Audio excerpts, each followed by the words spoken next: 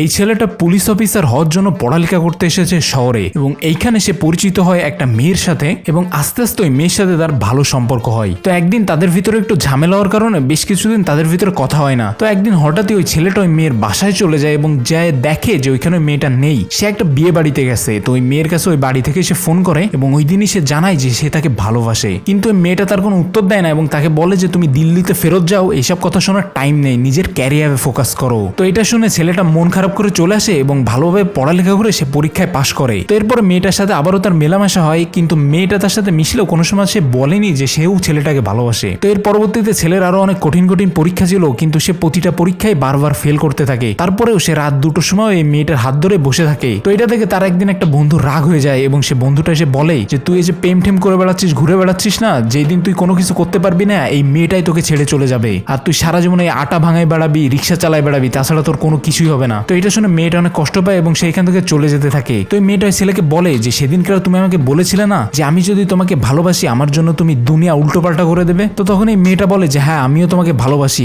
আর তুমি নিজে পরীক্ষায় পাশ করে একটা ভালো ক্যারিয়ার নিয়ে দেখাও, আর তারপরে যদি তুমি না করতে পারো তাও সমস্যা নেই, আমি তাও তোমার সাথে থাকবো। তো এই ছেলেটা এটা শুনে অনেক কনফিডেন্স পায় এবং সে এখান থেকে দৌড়ে চলে যায় এবং সে শপথ নেয় সে যে করে হোক সব পরীক্ষায় পাশ করবে এবং বড় একটা পুলিশ অফিসার হয়েই ছাড়বে।